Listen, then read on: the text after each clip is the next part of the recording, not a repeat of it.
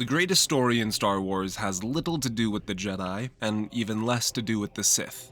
It has nothing to do with the named characters. It's a tale devoid of the Skywalkers and the Solos that seem so synonymous with Star Wars and all of its different presentations. It has nothing to do with the Force, with hardly a lightsaber included. What it does have, however, is perspective. Longtime viewers of my channel will know that the thing I enjoy most in stories or games is when they come with a new perspective to old stories. They'll know how ODST is my favorite Halo game because it finally gives us a true human perspective of the Covenant War. How Blood Hunt means so much to me because the nature of its existence and thereby its perspective is so absurdly unexpectable. How Cloudpunk gives a taste of a true, genuine civilian perspective in a cyberpunk dystopia. So it shouldn't surprise anyone when I say that I think the greatest story ever told in Star Wars is Republic Commando. Republic Commando opens by pulling a video essayist favorite and beginning the story as far back as it physically can by introducing us, the character, Delta 38, as a baby swaddled tight in our test tube. Because Republic Commando puts us in the boots of a clone trooper, and a special one at that, as the titular commandos are something of the super soldier variety of clone troopers, and the game informs us through the voice of our Kaminoan caretaker that we will be special even among them as a commando leader. And as a commando leader, we will lead these three fellow commandos, 6-2 Scorch, 4-0 Fixer, and 0-7 Sev, as Delta Squad.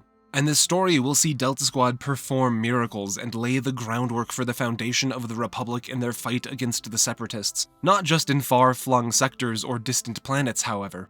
Replaying this game, I've realized that the actions of Delta Squad more than once directly support, reference, influence, what have you, the actions and events of the Star Wars prequel films. Which means we don't just get a new perspective via a game set in the boots of a clone trooper, we get additional perspective on the events we already know about.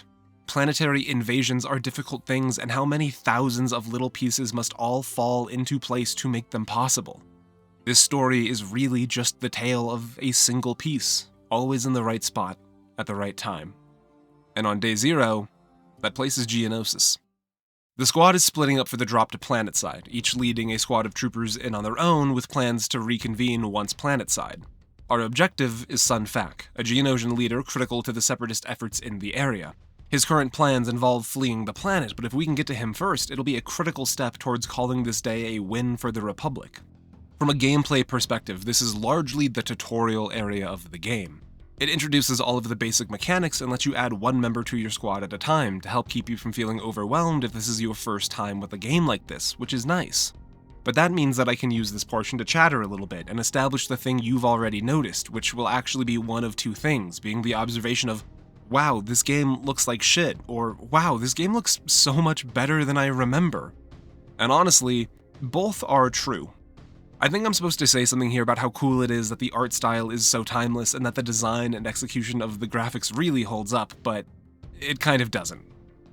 But if the game looks better than you remember, that's because I'm using a handful of mods to change the game up a little bit, including the ability to play in a 1920 by 1080 resolution. The game is honestly very rough around the edges when it comes to its default state, which is why these mods are recommended, but that's just because this game originally released for the Xbox. Not like Xbox One or Xbox 360, just Xbox, way back in 2005, and things like a default mouse sensitivity of around 20,000 dpi and a resolution cap of 1200 by 800 are just the kind of things that happen when you port that kind of game to PC. Anyways, we're getting close to Scorch, so it's time to focus back up.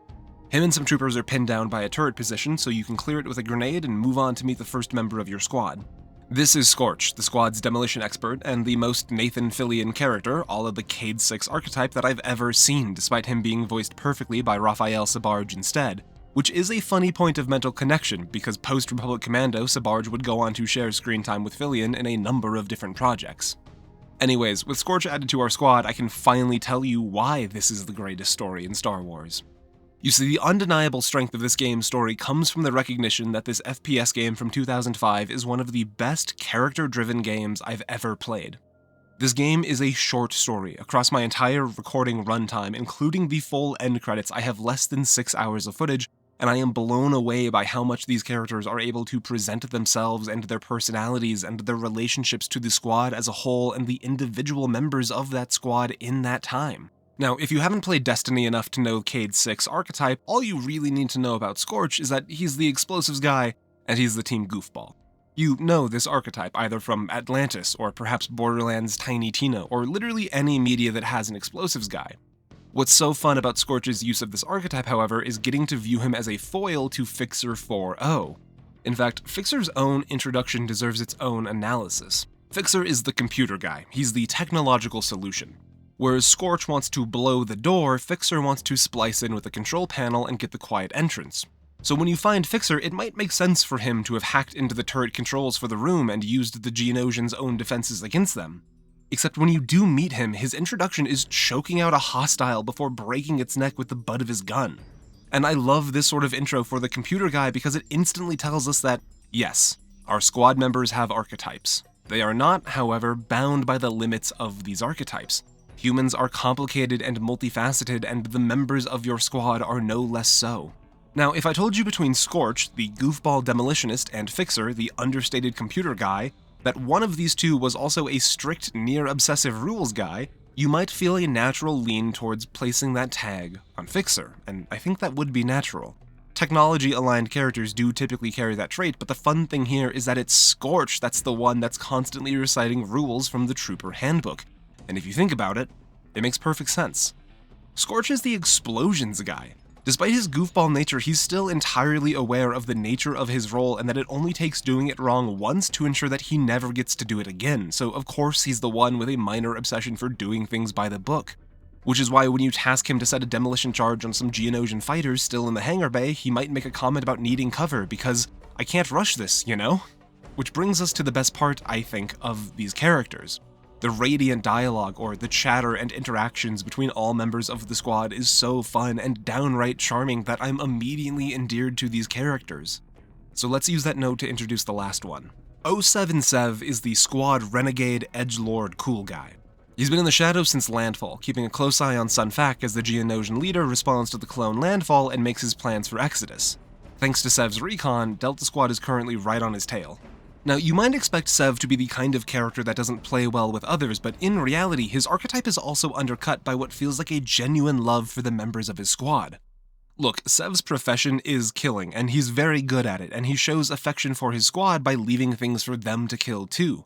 But more than that, Sev's serious demeanor is undercut again by the same kind of vibe that helps keep the fights in something like Lord of the Rings somewhat lighthearted. Sev keeps track of his kills, and will occasionally joke with Scorch about who's winning even though Sev is the only one playing, or he'll panic, swear, and then reveal that he just lost his count, taking what would be an otherwise difficult-to-approach character and applying some archetype-defying joviality to him. As an aside, if anyone here is a D&D fan who wants to play the dark, brooding rogue archetype but not have a party that hates you, Sev is a great character to study. Now, Sun Fac is on the run, and our only objective at this point is to chase him down, which we do with no small amount of interference. We pursue him to Sun Fac's personal hangar, and as the ship roars to life and takes to air amidst the panic of our squad's advisor, Sev gets to show off the very best of his personal nature. Ice cold under pressure, and with just a few perfect shots, the ship is down. Sev gets to enjoy a demonstration of his mastery. Scorch is always pleased to see a nice explosion, even if he didn't set the charge. 3-8 is content that his squad executed a plan well, and Fixer is just happy that everyone got to have fun. But the day has only just begun. With a clear defeat looming, the Separatist forces are attempting a full evacuation of the planet. It's up to Delta Squad to slow them down and deny that exfil. And what follows is around 45 minutes of high-octane shooting, subterfuge, solo exploration of a Separatist command vessel, and a daring exfil. At points of this level, we are entirely separate from our squad, each member sent to sabotage a different part of the starship before it can leave the planet, with the failure of each part making it easier to perform an overall shutdown of the ship afterwards. I think the core thing to mention here during this overall level is one of the key gameplay features. Your squad operates fairly autonomously, but can also be given orders to fulfill tasks around the level. If you need a demolition charge set, you can do it yourself or give the command and let one of your squad members fulfill the task for you. Now, you might think that the squad might have some preferences toward their task assignments. Perhaps Fixer can hack doors faster, perhaps Scorch is better at priming charges, but no. In reality, every member of the squad is equally versed in any task, which mechanically I think is the right design call, but the way they approach the task is different per person per task via the radiant dialogue and chatter. For example, if you command Delta Squad to man a turret position, Scorch will joyfully remark that it's time to use a real weapon, excited at the chance to use something bigger than the standard issue DC-17 blaster. If Sev takes up the post, however, he'll begrudgingly accept the task, lamenting that there's no fun in that position as it removes him from the more personal feel to combat that he lives for. But because your squad can operate independently and all fulfill the same role if needed, it means that this game gets to have one of my favorite mechanics ever. You only fail a mission if everyone dies, and you can revive your incapacitated commandos. But unlike other games that would count the player death as a game over, they can also revive you. Which leads to some of the best, most tense moments in gaming for me personally, when I round a corner too fast or hold a position too long and go down as a reward for my hubris, left only with the ability to listen to the comms of my squad, overhear their firefight as they attempt to clear the area, and rejoice as the sound of the revive tool begins to play, knowing undeniably that my team has my back just as much as I have theirs. Which is why it is so cool that the game also takes a chance to separate you from your squad. Understanding how much you'll come to rely on your squad, it means that the moments wherein you are apart from them are almost unmatched in quality. Each firefight has newfound risk, every corridor that's just a little too quiet is a heart-pounding encounter, and that relief when you finally meet back up with the first member of your squad is perhaps unmatched in any game I've played since. Because it's not just the mechanics of the squad dynamic that make me feel better, it's that the game is at its most fun, it's most enjoyable when we're all together. So much of the emotional drive of this story, of this game, is this squad, is their communication, is the way they present themselves and approach the tasks at hand. So much so, in fact, that actually talking about the plot of the game keeps falling to the background to me. Let's get back to that. Because the perspective of the squad matters just as much as the personality of the squad. Because while Delta Squad is moving through the core ship, split up, and then together, and then finally on a wild exfil as the ship destructs around them, I, as the player, am acutely aware that as I walk at the same time, somewhere just beyond these canyon walls, Master Yoda is giving orders on where to focus fire. Somewhere nearby, 2 Jedi pursue a Sith Lord, and I love that. I love when 2 different timelines sync up like that. But we all know that if Republic Commando just follows in the footsteps of the movie, then we have a somewhat lesser overall experience. The understanding that this game is incapable of standing on its own, which is why the second level is so valuable. Level 2 has nothing to do with any other Star Wars material. At the end of the first level, Scorch remarks how nice it'll be to get back to the Prosecutor, the ship that Delta Squad calls home. At the beginning of the second level, however, we're told it's been 1 year since the core ship and Geonosis, and we learn that the Prosecutor hasn't been doing well. Delta Squad is just too valuable to leave attached to a single point, so they've seen less and less of home until 2 weeks ago when the Prosecutor went missing. Today, it's reappeared on the edge of galactic space, and it's Delta Squad's job to get to the bottom of its vanishing act. On board the Prosecutor, there are 4 different data cores, a pleasantly coincidental number as each member of Delta Squad can be tasked with retrieving the black box data from each core. Altogether, the 4 data cores will give us enough information to piece together the disappearance, which means that right off the bat, we're split up and on our own again. And pretty soon, we learn that this is going to be a bit of a special level. It's dark on board the Prosecutor, and there are Minox in the torpedo bay. It looks like secondary systems are offline and that standard Republic discipline isn't being followed. An early check-in with the squad reveals no signs of life, but Scorch is getting some static on his visor, and then it's gone, only for him to call again, saying that the static is back, stronger, that he can barely see. And then the screaming begins. The comms suddenly fall silent with no response from Scorch. Neither Sev or Fixer is close enough to monitor vitals, but the issue shows itself quick. A surviving clone trooper hiding in the torpedo bay tries to explain what's been happening when he's suddenly grabbed and killed by a mechanical drone, the appearance of which coincides with a great deal of static on our visor, so it seems like we might know what happened to Scorch. From here, we realize that this is going to be something of a horror level. Not necessarily from the perspective that someone is going to try and jump out and get you, although some bad guys do try, but from a slow, dawning realization of what's happened on board this ship and the fight you're going to have to get through. It's a brilliant bit of level design as it points the members of your squad are temporarily replaced by scattered pockets of surviving clone troopers who have been holding out for 2 weeks alone since the ship went dark, and the mystery is slowly pulled back piece by piece. This ship was boarded by Trandoshan slavers and mercenaries, a group that never would have been able to pull off this kind of assault on their own, and as Delta Squad performs yet another miracle of pulling themselves back together, with Fixer saving us, together saving Sev, and then as a trio storming the detention block to save Scorch, in turn collecting the information from all 4 data cores, do we finally learn the full truth. The Trandoshans are being backed by the Separatists with a clean deal.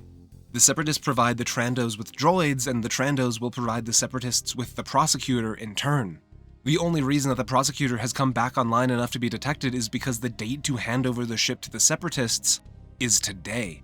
As far as themes goes, this level has one of the largest swings I've ever seen in a game. From total despair and isolation, stumbling across piles of corpses, rooms full of dead brothers, to the acceptance of a desperate last stand, to an unbelievable success at the hands of allied forces coming to the rescue. And my greatest love for all of that is that the entire time through, Delta Squad continues to feel like Delta Squad.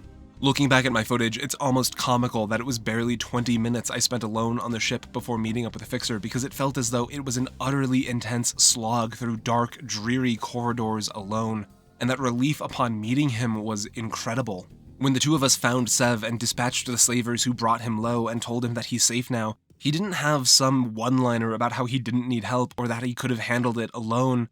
He's relieved to not be alone anymore, and he's not done fighting either.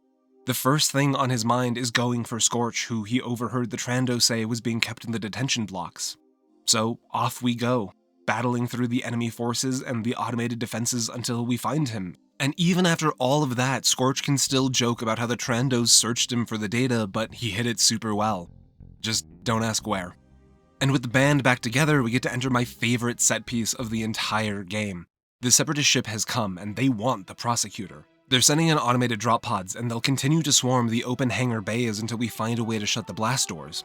So one by one, we clear the landing parties and move on to the next, each hangar a little harder and a little more defended by the time we get to it, until the third final hangar, where all hope seems lost and Delta Squad is on the verge of being overwhelmed and overrun by a swarm of mechanical invaders. It's in this moment that the game gives us a deus ex machina of sorts, a machine from God in the form of the Prosecutor's ATTE that sat in storage below the hangar. And with it, we clear the final hangar and move towards our final objective, the cannon control room. At this point, Delta Squad understands the situation. The ship is in disrepair, there's no chance of escape, and the droids are already moving to swarm our position. From the control room, we're able to automate a handful of the Prosecutor's main guns, whichever ones are still online with power enough to rage against the dying of the light, but we will lose this fight. In the words of 3-8, "We can give him a black eye at least." A quip that I still use to this day to describe a loss on our own terms, a single good swing against an otherwise undefeatable opposition. And then the Arrestor arrives. A lone ship, the only one in range of a quiet distress call, alone in the dark of a distant sector. And we rage together, and suddenly, the light seems all the brighter for it. It's an incredible piece for hope to arrive exactly when it's needed most. I think it means more to me now than it ever did when I was young. The information Delta Squad saved, with the help of the Arrestor, led by Captain Talbot, would be critical in the days to come. It would take the Republic time to analyze it all, but when we finally understand the scope and scale of the potential Trandoshan and Separatist alliance, there's only one place it could lead. So almost 1 year to the date later, we land on Kashyyyk. The war has come to the Wookiees. Once upon a time, the only presence the Trandoshans could have had on Kashyyyk were small slaver parties, mercenaries scalping and selling Wookiee pelts. But recently, the Wookiee leader Tarful was taken captive by a party large enough to mean one thing. The Trandos have come to stay, and their connection with the Separatists is stronger than ever. So the third and final level connects us back to the main story of Star Wars, this time set in Revenge of the Sith. Officially, Delta Squad's objective is to liberate Tarful. The Republic has had a good relationship with the Wookiees since the events of the Prosecutor, as the information we received on the Trandos has been of great help pushing back against the invading party. The fight is difficult, however. A covert operation quickly becomes one about blowing holes in walls to escape pinned-down firefights and freeing imprisoned Wookiees to aid a resistance. The Trando presence is way heavier than we could have prepped for, and with every turn, Delta Squad begins to understand more and more that something bigger is going on here. And that all comes to a head when an unidentified ship appears on radar. Suddenly the mission isn't just Tarful, it's getting an ID, and suddenly the mission changes again, because it's General Grievous's personal ship. Which, of course, means everything is different now. The Trandoshans aren't just setting up a larger-than-normal slave camp, they've been clearing the way for Separatist forces, and they've been using Separatist tech to help make that happen. And soon, those Separatists will be making landfall, which means the mission isn't just about rescuing Tarful anymore, it's become about escorting him back to his war council, clearing out early landing sites and defensive positions, and acting as the first and earliest Republic response to an ally under siege. The Wookiee city that we're in is currently split into two main sectors, separated by a single, massive bridge. With their early fortifications on our side cleared, the droid army has been forced to set down on the far side. It's now a race to cross the bridge first, blow it behind us, and keep pushing deeper into the growing droid presence. To put it simply, the bridge at Kachirho is the most difficult part of the game, as you're faced with a lengthy detonation timer to an explosive with enough punch to split the bridge, assaulted the whole time through by two super battle droid dispensers, the game's premier droid unit for absolutely putting you and your squad in the dirt. With two dispensers on the field, it's an all-out firefight, with desperate plays to set charges before the squad can be wiped. Clearing the bridge feels like an incredible victory, even when the demolition charge misfires and the situation becomes desperate on both sides. Our final chance to blow the bridge is a fuel line running underneath the bridge, viewable only from a vantage point on the far side. But the Separatists know this, and they've pulled out all of the stops, sending a spider droid, the real actual premier droid unit for putting a stop to Delta Squad. All told, by the time the bridge is finally blown, you've experienced the most difficult encounter the game has for you. With the bridge blown, however, the Separatists have started stockpiling their landing zones on the top of the city.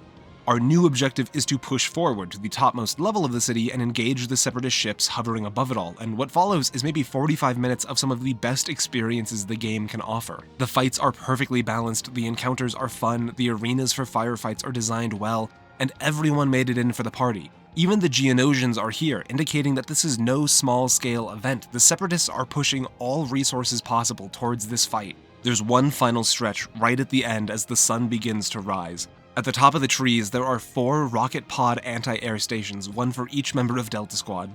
Clear the way to a cannon, assign a member, and clear the way to the next. Remember when I said that the bridge at Kachirho is the most difficult part of the game? I lied. This is, because when it finally gets down to just you and Scorch, that's when the game hits you with another spider droid. Just kidding, it hits you with 2. Assuming you survive that, however, you're home free to the final gun, and with the combined firepower of 4 commandos, we're able to bring down this Separatist capital ship.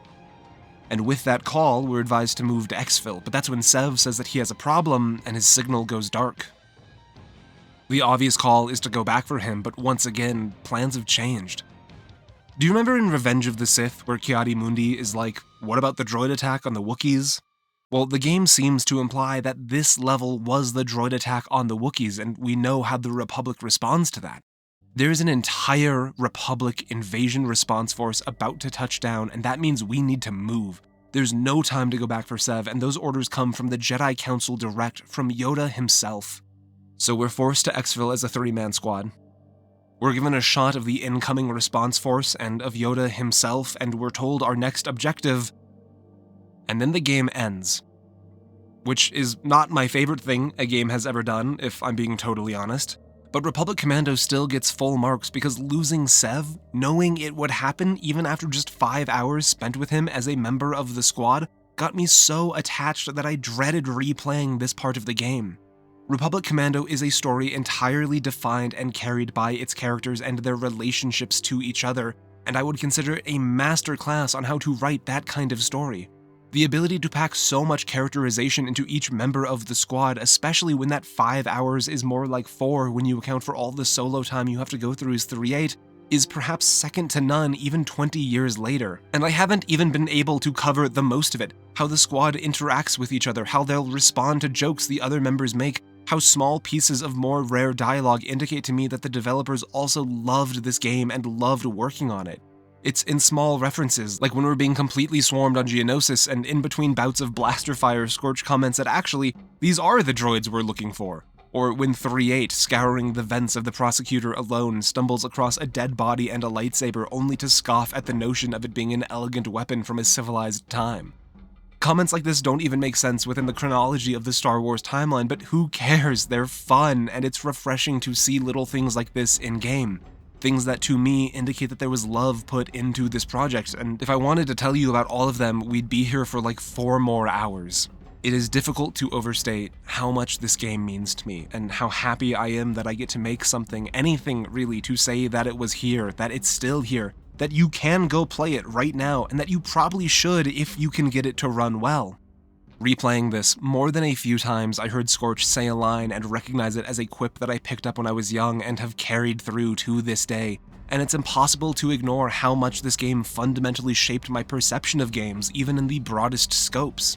How it installed a love for co-op, for squad-based games, games with strong personalities and well-defined characters that interact with each other, a love for teamwork, for togetherness, and the notion that we're never out as long as one of us remains. And even if it's all a little rough around the edges, how can you say no to that?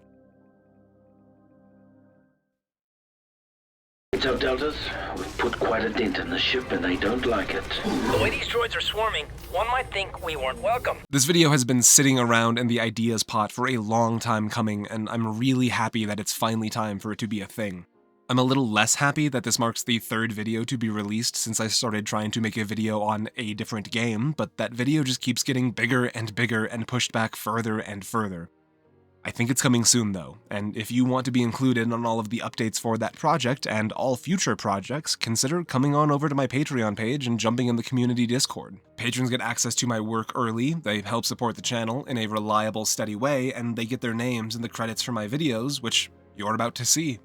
Thank you.